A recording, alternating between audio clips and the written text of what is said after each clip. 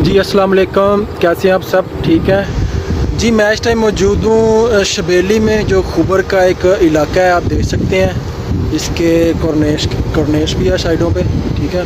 तो इधर बिल्डिंग है, कस्टमर है, ठीक है, शिगा है। तो इस शिगे में जितने भी एसी लगे हुए हैं वो लगान कंपनी के लगे हुए हैं। ये देख सकते हैं आप, ये देख सकते हैं जितने भी एसी लगे हुए हैं सारे लोगन कंपनी के लगे हुए हैं, ठीक है। और एक एसी हम ठीक करने आए हुए थे, ठीक है।